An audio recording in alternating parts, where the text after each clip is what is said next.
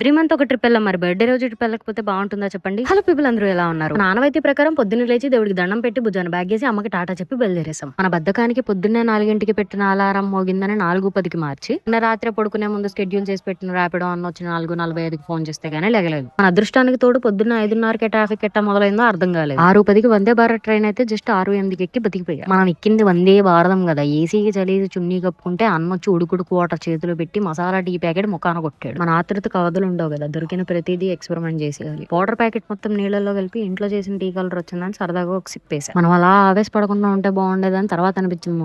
గొయ్య తీస్తే సరిపోయింది, అది పూడ్చే బాధ్యత మందేగా. అందుకే అడిచ్చిన బిస్కెట్లు ముంచుకొని గడగడ తాగేసా. ఆ ట్రామా నుంచి కూలుకునే లోపే టీలు అయిపోయినాయి కదా అని అన్న టిఫిన్లు తీసుకొచ్చి ముందు పెట్టాడు. ఇంకా చెప్పుకోవటం ఎందుకులే గానీ ఓ మాదిరిగా బానే ఉన్నాయి. అంతా పక్కన పెడితే అసలు నేను ఎక్కడికి వెళ్తున్నా అది మీరే గెస్ చేయాలి. దాదాపు 8 సంవత్సరాల తర్వాత మళ్ళీ ఆ ఊర్లో కాలు పెట్టే భాగ్యం దొరికింది. నేను ఇప్పుడు వెళ్తున్న ట్రైన్ టికెట్ తప్ప ఏ ప్లాను లేని అన్ప్లానెడ్ ట్రిప్ ఇది. తర్వాత ఏం జరగబోతుందో